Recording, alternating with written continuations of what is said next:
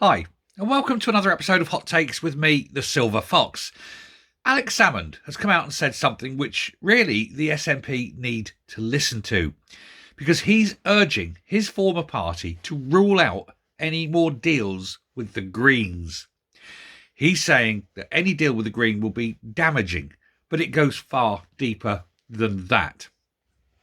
Now, obviously, with the SNP now looking for a replacement to try and offset the damage caused by Hamza Yousaf's leadership, and we use the word leadership quite inappropriately there, they have now got to go through the process of finding someone who is acceptable to the party.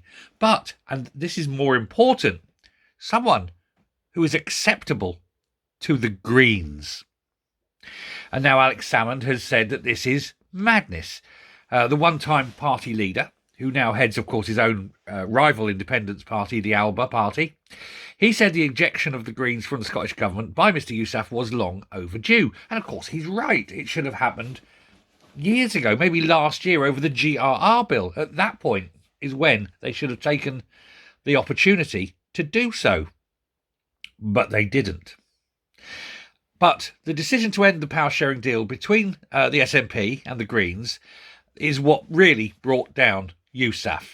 He's only, he lacked the ability to see what would happen. He did not understand, because of his colouring of himself as Green, the pushing of their mantra would link him inextricably to them. And of course, he was reliant entirely upon them. He did not have the ability or the personality to lead a minority government. And that, of course, has led to his speech yesterday, where he is pretending that he's resigned. Of course, he has done no such thing. Not yet, anyway. But he accepted that he had underestimated the reaction of the Greens, who were so angered by the move, they announced they'd vote against him in a vote of no confidence in his leadership. At that point, he knew he had to go. So off he goes. But now Salmond has said that Ash Regan could have provided that helping hand, but she was blocked from doing so by the SNP's leadership, who consider him to be, ne plus ultra. No, you can't have him. And so it was rejected by the leadership, even though he's supposed to be continuity Hamza Yousaf. Those from whom he was continuitying didn't like it. So they effectively fired him by dint of not allowing Alex Salmond any control. However, and this is very, very awful, they're now reliant entirely upon the Greens to approve who becomes the next leader of the SNP. Now, I'm wondering if the rank and file members of the SNP up and down the country are entirely happy with the fact that they cannot say who the leader of the SNP is, and yet the Greens get the final say. The Greens don't pay their £2 a month subs. The Greens don't vote for the SNP loyally. And yet the Greens are given this massive amount of power, way beyond their democratic vote. And that's the problem. Whoever Yousaf's successor is likely going to have to win support from the 7 Green MSPs at Holyrood before becoming Scotland's next First Minister. And Salmond said that this leaves his former party in the ridiculous position that the Green Party are dictating who the First Minister can and can't be.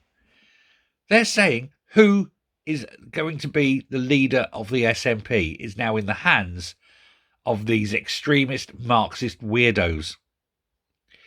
I mean, the SNP grassroots really should take clear lessons from this. They should apply them during the upcoming leadership contest. There needs to be a contest. There needs to be a decision. It cannot be a coronation. If it's a coronation, then you're effectively having the Greens, even though they're out of government, even though they've been rejected, still controlling completely the SNP. And the Green Party, who are an outfit who really don't regard independence as any sort of top priority, are now controlling Scotland's main independence party. Blatant attempt. They're blatantly attempting to choose, and putting it out there. They're not hiding it. They're blatantly attempting to choose the new SNP leader and therefore potential First Minister of Scotland. 5.5 million people don't get a say. 7 Green MSPs who can barely muster 10,000 votes between them do? I mean, this is just ridiculous. And of course, they were even going to side and vote with the Conservatives just a few days ago. And now the Greens, now the SNP are getting down on bended knee to kiss the ring of Patrick Harvey and his chums. It's unbelievable, and it's craven, and it goes to show that there is no moral leadership with this in the SNP. They are all in it, not for the principle, not for what they think is right, but purely, and this is where it's evident, they're purely in it for the money, the pension, and the power, not for the good of Scotland. And their behaviour over the last few days should totally rule them out. I mean, it is ridiculous. And of course, you're going to get Swinney is coming out as the forefront. I mean, we all know the stories there. I've got to say, the SNP are very, very brave if they're thinking it's a good idea to put Swinney up with so many people starting to come forward and say the things. We all know his proclivities. We all know what we think of him. We all know what, I'll leave that there. I'm not going to say any more. But it makes them show that perhaps that deal with Ashregan would have been the lesser of two evils. Whilst it may have been a bit unpalatable to some of the old guard, it would have at least kept Humza Yousaf in his job and the SNP in power without being beholden to those weirdos of the Greens. This whole deal, if they do bend the knee to the Greens, if they do kiss the ring, it'll go down like a bucket of cold sick, with the voters, with the members of the SNP, the actual rank and file in the street members. They'll be thinking, hang on a minute, where's my say? Why are we only being presented with these people? Why isn't someone unpalatable to the Greens there? I wanted to vote for insert name here. But they're not going to be given that option because, the Greens said, no, you can't have that. So it's quite clear that Scotland is being run by a tiny, tiny minority of very weird Marxists with very, very odd views on what they want to do to your children.